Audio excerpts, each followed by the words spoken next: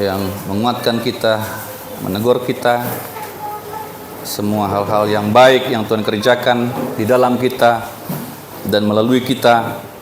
Saya setuju tadi apa yang sampaikan Bapak semua orang, Amang Guru saya dan Uda Citra, bahwa gereja kita percaya dengan gerakan Roh Kudus. Gereja kita percaya dengan pelayanan roh.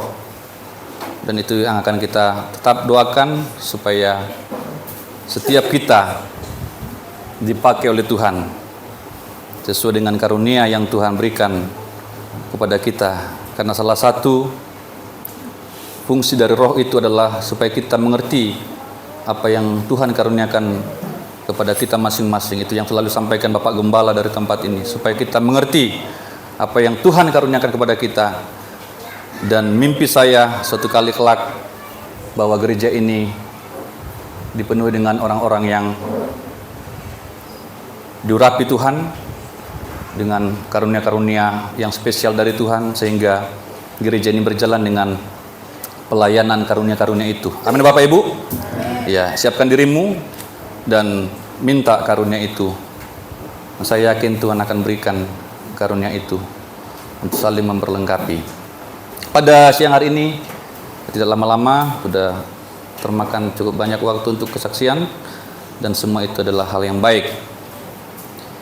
Saya akan berbicara dari tema garam, ya. Garam. Namun sebelumnya saya menyapa kita bersama keluarga saya. Selamat siang, Shalom Aleichem. Iya. Bulan ini, bulan April tahun ini, kita sedang menggumuli subtema yaitu jati diri Kristen. Identitas seorang Kristen. Ini merupakan subtema dari tema besar kita, yaitu komitmen. Jadi kalau disambungkan, maka tema kita hari ini adalah, atau bulan ini adalah, komitmen kita untuk berjalan sesuai dengan jati diri kita, jati diri seorang Kristen. Karena sebagai umat Kristen kita memiliki jati diri tertentu.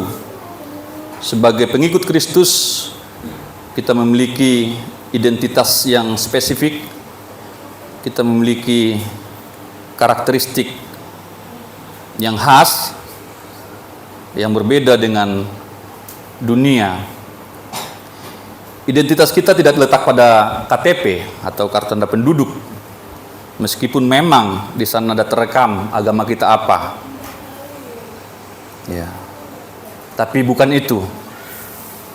Dengan demikian, untuk meyakinkan orang lain bahwa kita adalah seorang Kristen, tidak cukup kita menunjukkan KTP. Anda tidak percaya saya orang Kristen, ini KTP saya. Nggak cukup Bapak Ibu. Ya. Jati diri kita juga tidak terletak pada simbol-simbol kekristenan yang sudah sangat dikenal secara masif atau secara luas. Beberapa orang Kristen suka sekali dengan simbol-simbol kekristenan. Contohnya salib, digantung salib, ya, kalungnya salib, antingannya salib, rumahnya besar-besar salib, ya. Mereka sangat fanatik dengan itu, dengan lambang salib.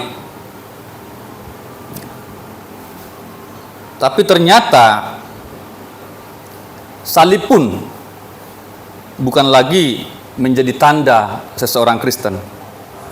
Belakangan ada berita seorang anak artis memakai kalung salib. Dia bukan Kristen. Kemudian netizen mau membuli dia bahwa si Anu sudah pindah jadi Kristen, dan orang tuanya sangat marah. Nah, mengapa marah? Karena dia bukan Kristen. Dia pakai salib. Jadi kalau ada orang yang pakai salib, jangan langsung berkata dia Kristen. Ada banyak orang pakai kalung salib tapi ternyata bukan Kristen. Mereka melihat itu hanya semacam aksesoris saja. Mereka suka, ya, semacam aksesoris saja. KTP tidak menjadikan kita seorang Kristen. Kalung salib pun tidak menjadikan kita seorang Kristen. Lalu apa yang membuktikan bahwa kita seorang Kristen? Coba kita lihat Matius 5 ayat 13. Apa yang menandakan seseorang itu Kristen atau bukan? Satu ayat saja kita renungkan hari ini. Matius 5 ayat 13. Kita akan baca bersama-sama karena hanya satu ayat. Dalam hitungan ketiga kita baca bersama-sama. 1, 2, 3. Kamu katakanlah dunia, jika jalan itu menjadi lawan, kenapa ia diasingkan? Tidak ada lagi mana yang selain buang dan hijau. Iya. Ini akan coba kita renungkan pada siang hari ini. Bapak Ibu, ada sedikit berikan profil tentang garam ini. Garam ini sebenarnya penampilannya sederhana ya. Tolong dibantu, ada macet-macet ini ya. Penampilannya sederhana. Garam itu tidak cantik. Garam itu tidak elok. Garam itu tidak menarik. Garam itu tidak norak. Garam itu hanya asin. Tidak ada sesuatu yang lain dalam garam. Hanya asin saja. Namun garam itu selalu memberi rasa. Itu yang pasti. Ketika ada garam, ada rasa. Rasa asin. Ibu-ibu yang di dapur yang memasak tiap hari pasti selalu menggunakan garam. Yang lain boleh tidak ada, tetapi garam harus ada. Saya yakin di rumah kita semua ada garam, amin ya? Amin. Iya, garam. Garam ini tidak menarik, bahkan cukup murah, murah sekali. Tetapi selalu kita butuhkan. Bumbu-bumbu yang lain bisa ada kunyit, ada jahe, ada lengkuas, segala macam, semua lengkap. Ya, ada masako.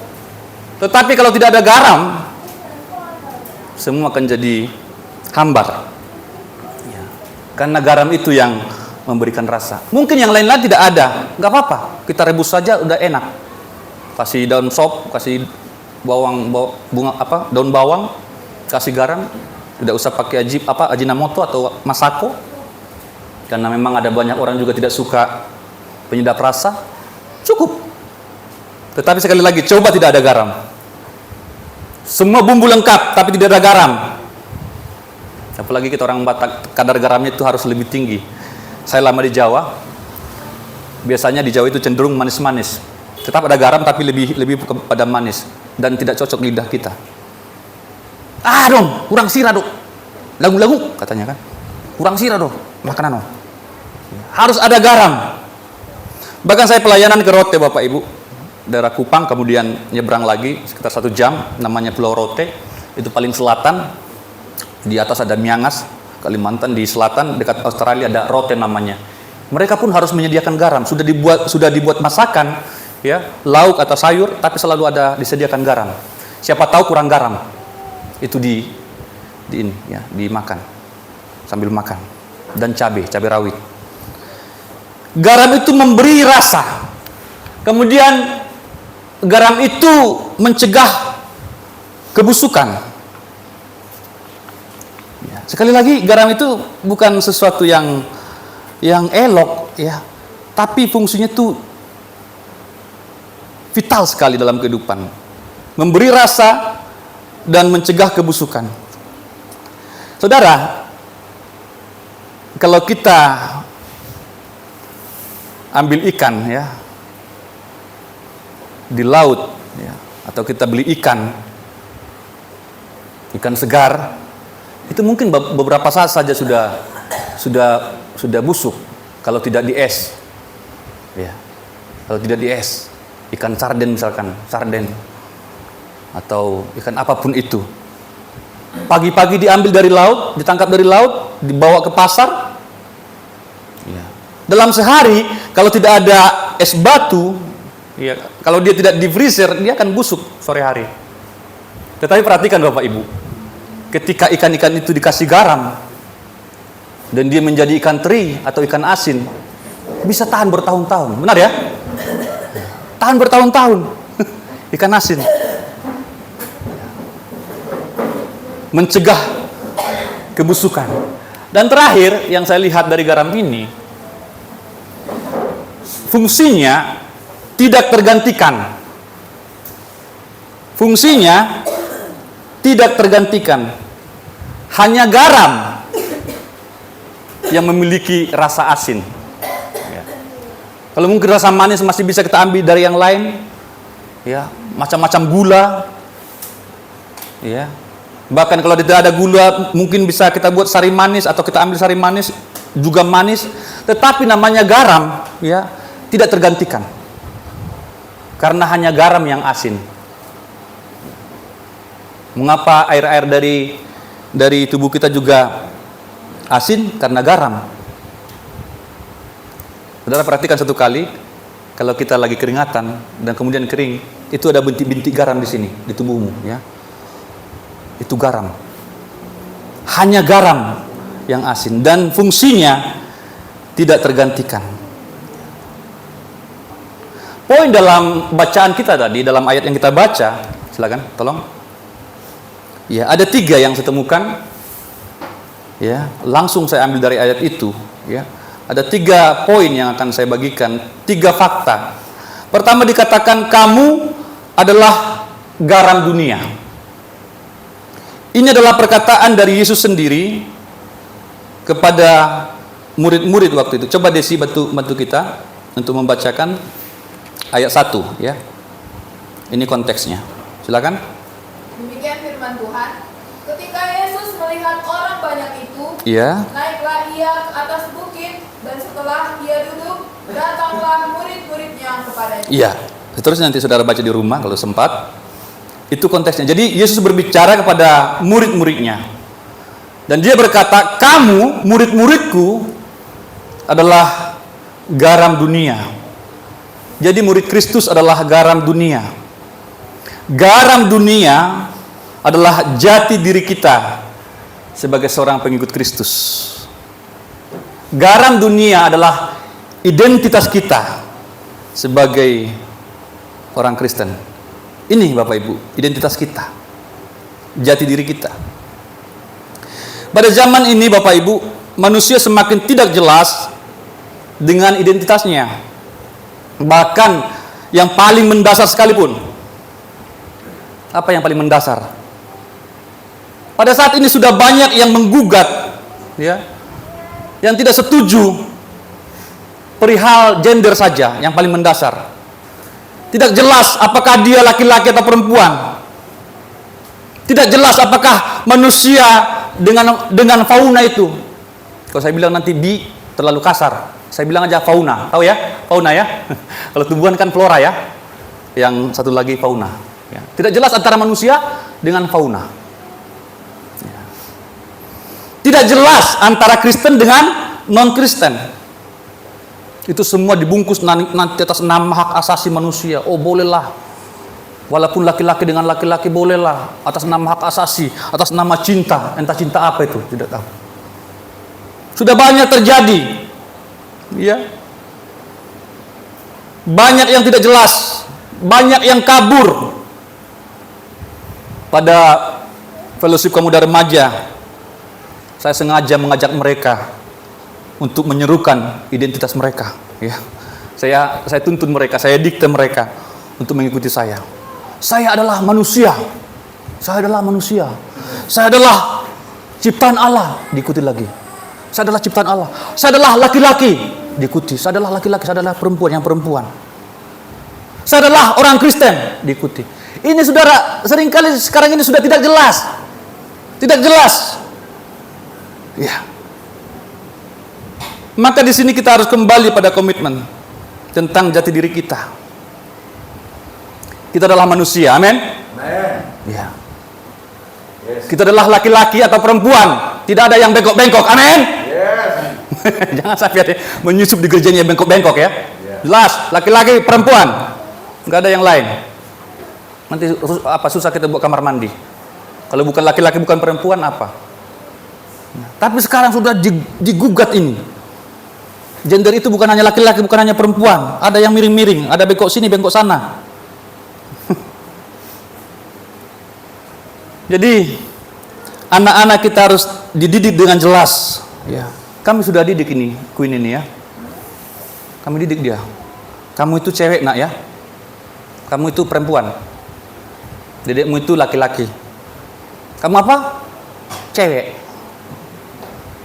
Opung cewek apa? Cewek. Opung ladang apa? Cewek. Ayuhana? Cewek. Kamu itu cantik nak ya? Ya cantik. Kalau mami, kalau dia tak, karena dia sudah tahu maminya juga cewek, dia bilang cantik. Mami cantik, papi ganteng, opung ladang ganteng, udah sotar ganteng, ayuhana, onti hana cantik, onti desi cantik, supaya mereka jelas Bapak Ibu. Ya. Mereka jelas gendernya apa, mereka jelas spesiesnya apa. Jangan sampai nanti bingung dia, saya ini manusia atau apa sih? Loh, ini memang lucu tapi terjadi saat ini. Terjadi saat ini. Enggak jelas, kabur semua. Dok itu bagaimana? Dok cantik. Enggak, lucu. Ya. Cat lucu, diajar sama mamanya. Jangan dibilang kucing ganteng. Lucu cukup, lucu aja. Imut ya. Imut udah cukup lah itu. Jadi harus jelas di mana kita menempatkan itu. Ada seorang sejarawan yang belakangan ini sangat digandrungi, ya. Ini dia, coba tuh. Ini dia ya. Siapa yang kenal ini? Saya tidak sebut ya, karena ini disensor di sini. Tapi tunjukkan aja di situ, ya. Itu namanya, ya. Tapi saya tidak sebut. Ini sangat digandrungi saat ini. Ya, dia pembicara kelas internasional. Dia berbicara di berbagai kampus-kampus terkenal. Dia menulis buku bestseller. Ya, buku-buku yang sangat baik, dibaca banyak orang. Tetapi saya ketahui, coba Yuyun, ternyata dia adalah pasangan gay. Pasangan gay. Dia adalah laki-laki, namun menyebut pasangannya itu my husband, ya, suamiku katanya. Dia laki-laki tapi menyebut pasangannya itu yang sama laki-laki, suamiku. Coba bayangkan Bapak Ibu. Ini merupakan contoh yang konkret dari kekacauan pada saat ini. Ya. Ketika seorang gay, homo memanggil pasangannya my husband atau my wife, apa artinya? Berarti mereka harus tetap bersandar pada konsep pernikahan berbeda jenis. Ternyata mesti ada yang memerankan siapa suami dan siapa istri. Mengerti Bapak Ibu ini? Anak muda mengerti? Iya kan? Harus memakai konsep pernikahan heteroseksual. Itu buktinya bahwa mereka itu tidak mungkin benar. Seandainya mereka benar, jangan pakai dong istilah kita. Ya kan? Dan yang paling valid lagi, kalau seandainya mereka benar, ya, pisahkan aja mereka dari masyarakat yang tidak menerima hal-hal seperti itu. Artinya, misalkan pisahkan mereka satu pulau, mereka laki-laki sama laki-laki, dalam waktu 100 tahun orang-orang seperti itu akan punah. Amin. Itu buktinya bahwa ideologi mereka atau pemikiran mereka tentang pernikahan tidak benar. Tuhan katakan laki-laki dan perempuan bersatu. Bukan laki-laki dengan laki-laki, bukan perempuan dengan perempuan, bukan jeruk makan jeruk. Amin. Anak muda, hati-hati. Dengan meme-meme juga, dengan emotikon-emotikon juga sudah dimulai masuk ke arah-arah situ, supaya kita menerima konsep-konsep mereka. Ada bapak, ada sama-sama bapak, kemudian ada lahir anak. Dari mana itu? Emotikon itu di WhatsApp itu sudah mereka masukkan. Sama-sama perempuan, ina sudi, lahir anak bawa. Sedih. Tapi supaya masyarakat menerima. Kita diindoktrinasi. Kalau kita sudah coba buka itu, kemudian kita share, lama-lama sudah mulai diterima konsep itu. Tidak mungkin terjadi, Bapak Ibu. Tidak mungkin terjadi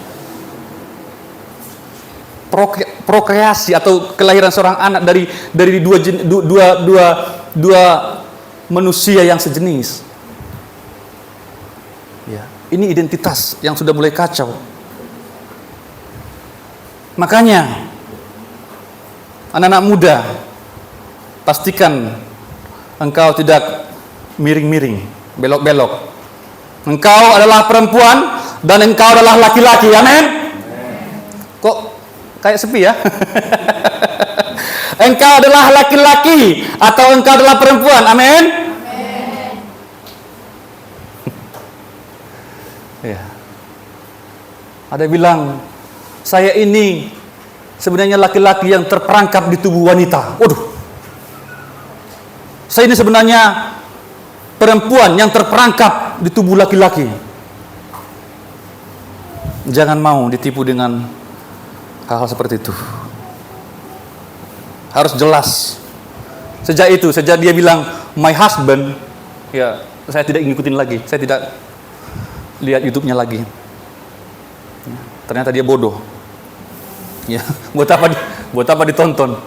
Dia bilang my husband sama laki-laki. Tapi gimana mau ngomong kan? Artinya ternyata harus ada juga yang memerankan peran-peran itu.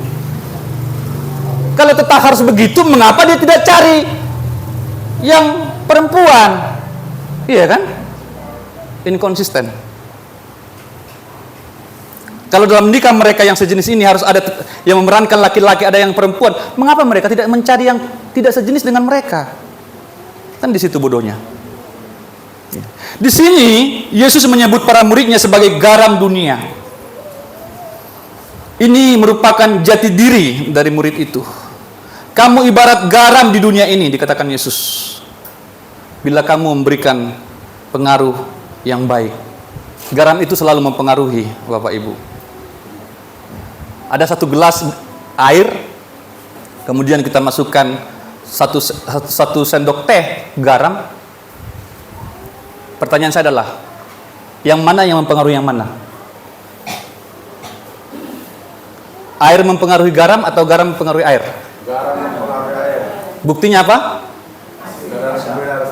Karena air itu menjadi asin. Walaupun volumenya tidak sama. Makan mungkin tidak butuh satu sendok teh untuk satu gelas aqua seperti itu. Dia sudah asin. Berarti garam yang mempengaruhi air itu. Garam itu tidak berubah menjadi tawar, tetapi yang tawar itu berubah menjadi asin. Benar ya? Itu artinya berdampak. Maka kalau kita sebagai orang Kristen yang benar, yang sejati, dimanapun kita berada, maka kita akan mempengaruhi lingkungan kita menjadi lebih baik. Amin. Menjadi seperti kita. Ya. Mempengaruhi. Terasa. Ya. Lingkungan kita akan merasakan dunia, kamu adalah garam dunia, artinya ada dunia-dunia, ada lingkup pengaruh, ada circle kita yang dapat kita pengaruhi. Kalau kita benar-benar menjadi orang Kristen. Saya yakin sekali itu. Kalau engkau benar sebagai orang Kristen, walaupun engkau sendiri di kelasmu sebagai orang Kristen, pasti engkau mempengaruhi kelas itu. Amin. Mungkin ada 30 orang satu kelas, cuma kamu sendiri sebagai orang Kristen, pasti kamu menggarami kelas itu. Pasti kelas itu berubah. Kalau kamu benar sebagai orang Kristen, pengikut Kristus, kemudian kamu bekerja, semua di sana tidak mengenal Tuhan. Tapi kalau kamu menunjukkan dirimu sebagai orang Kristen yang sejati, pasti kehadiranmu di sana mempengaruhi satu departemen itu. Itu garam. Dia selalu terasa. Keberadaannya terasa, dan ketidakberadaannya atau kealpaannya pun terasa. Kok nggak ada garam sih? Kok nggak ada Yohana sih? Pasti kesepian semua. Kalau ada Yohana rame ya. Keberadaannya terasa. Jangan sampai kita sebagai orang Kristen tidak terasa. Artinya apa? Mau ada kita atau tidak ada kita sama saja. Itu tidak benar itu. Amin Bapak Ibu. Jangan sampai keberadaan kita di sebuah tempat tidak terasa. Harus terasa. Tetapi saya katakan tadi di sana tidak juga norak. Hadir aja. Tunjukkan aja jati dirimu. Saya senang Pak Utagaul suka berbicara di tempat ini. Saya tidak kasih tahu kok saya hamba Tuhan. Tetapi kok orang lain bisa tahu saya hamba Tuhan. Itu yang saya maksud. Kok orang tahu kita anak Tuhan. Kok orang tahu kita orang Kristen. Tidak harus juga seperti orang munafik yang dikatakan oleh Yesus ya. Mesti berdoa di pinggir-pinggir jalan, berdoa di tikungan-tikungan. Ya. Ada yang sholat di tepi pantai kan, bawa apanya di situ, sholat di situ. Oh, enggak gitu juga kali ya. Saya pernah ke pantai itu sama istri saya sama keluarga. Pas jam itu sholat mereka situ. Menurut saya terlalu inilah ya. Enggak harus begitu, enggak harus begitu. Ya, enggak harus begitu. Tapi saya yakin kalau kita benar ya sebagai orang Kristen, maka kehadiran kita akan senantiasa bisa dirasakan. Kita senantiasa akan berguna. Ya. Saya katakan di sini, saya catat di sini, seperti garam kita harus berdampak bagi dunia kita. Seperti garam kita harus selalu mempengaruhi. Seperti garam kita harus senantiasa berguna. Berguna, berdampak artinya berguna. Kalau engkau pintar, ya gunakan kepintaranmu untuk membantu orang lain. Pada saat ini sudah saatnya kolaborasi, teman-teman ya. Tidak lagi pintar sendiri. Ya, kalau kau pintar, ajari temanmu supaya dia pintar juga. Jika engkau kaya, gunakan kekayaanmu untuk membantu. Ya, tadi sudah disampaikan Yohana. Apa kapasitas kita sih? Bahkan Yohana bilang tadi, mungkin hanya sebatas senyum. Amin ya. Itu pun sudah berguna. Ketika kita senyum, hati orang lega. Ya, itu pun sudah menjadi berkat, sudah menjadi garam. Tapi itu tadi, kadang untuk senyum pun susah banget ya. Mungkin udah lupa dia senyumnya. Mutung terus sepanjang hari. Lupa senyum. Walau makan susah, walau hidup susah, bahkan tersenyum pun susah, katanya. Jadi susah sekali untuk senyum. Terlalu berat hidupnya ya. Iya. Gunakan kekuatanmu untuk meringankan beban orang lain. Karena akan tiba saatnya semua yang ada pada kita akan diambil. Ya, kalau kita pintar, ketika kita nanti sudah meranjak tua, sudah berkurang pintarnya, bahkan terakhir pikun. Lupa dia. Mak, itu sudah makan apa belum? Ya kan? Padahal baru saja makan. Ya, itu kan kita alami. Jadi selagi pintar, anak-anak muda ya, selagi pintar, selagi kuat, gunakan itu, amin. Ya. Untuk melayani Tuhan, untuk membantu orang lain. Selagi engkau kaya, gunakan itu.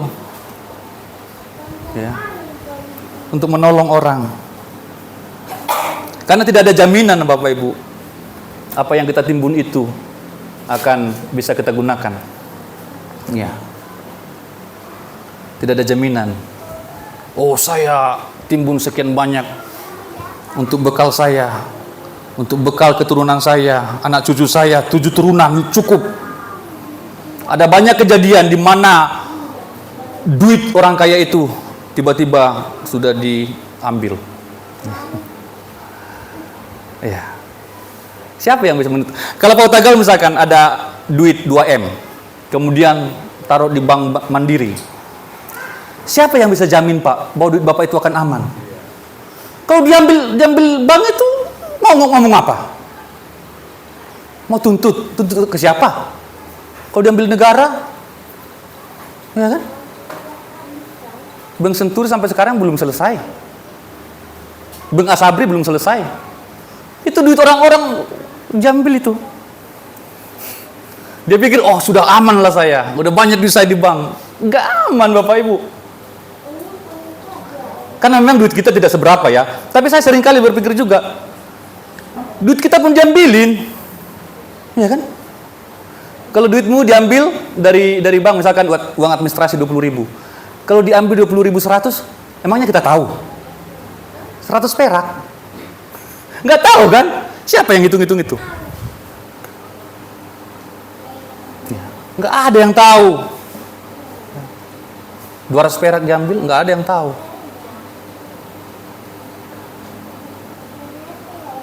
Akan diambil.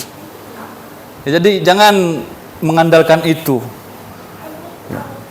Gunakan itu baik-baik. Karena ketika kita gunakan, disitulah itu menjadi berkat, menjadi garam yang mempengaruhi yang lain. Di dalam Alkitab, itu tadi saya sampaikan di dunia nyata ya, banyak duit orang dicuri juga, banyak dirampok juga, banyak bank juga mengambil duit kita. Ya.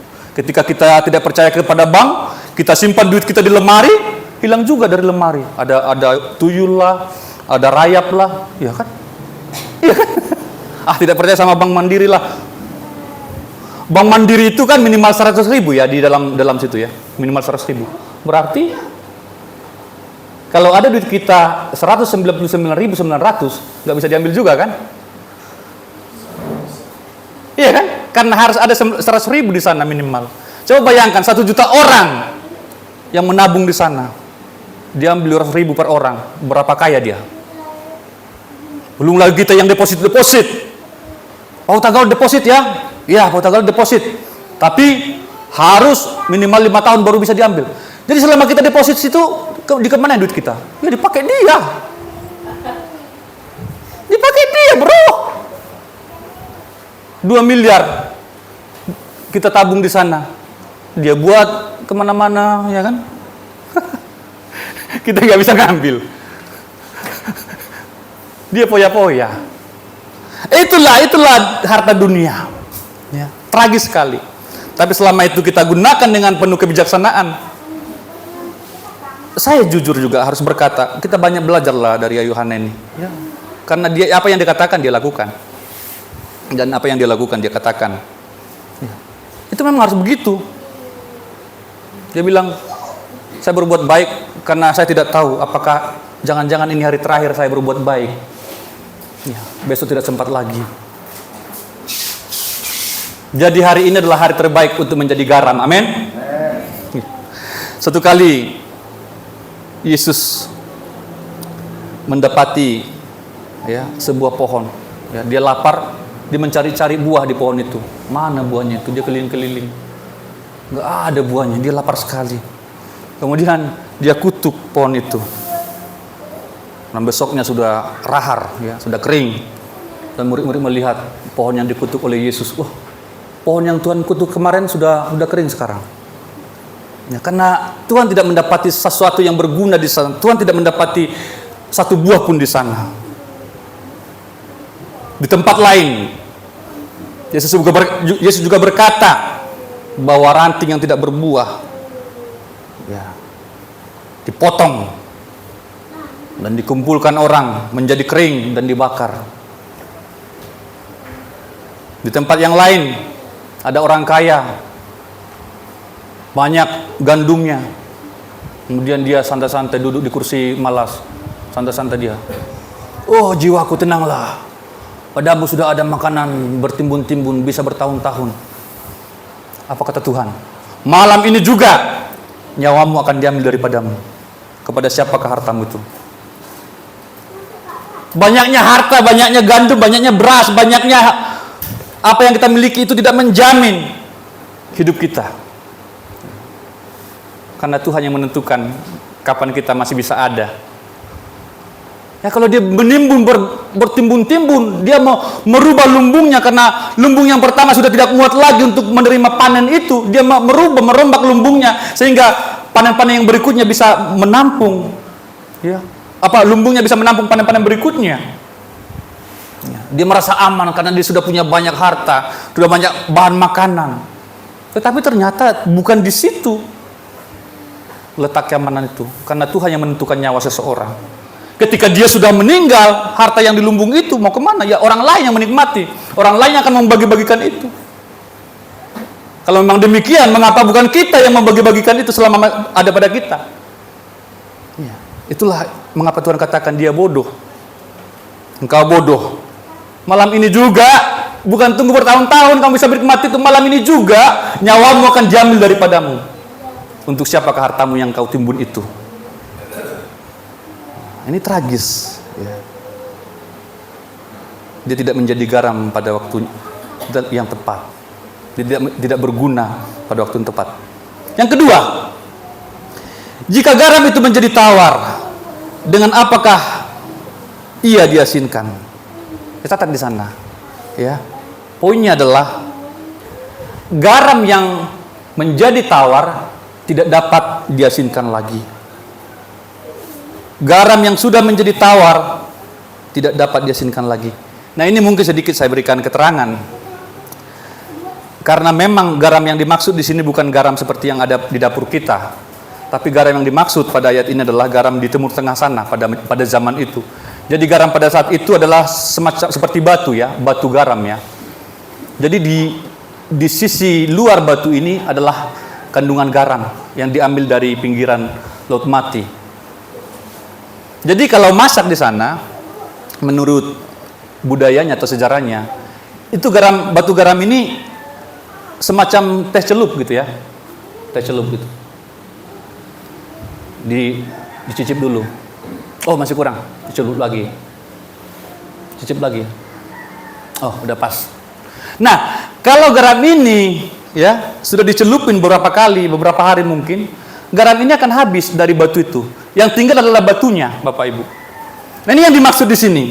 Garam menjadi tawar, artinya tidak bisa lagi digunakan. Maka ketika itu sudah tawar, batu itu sudah menjadi batu saja, tidak ada kadar garamnya lagi, maka itu harus dibuang. Dan tidak bisa diasinkan lagi.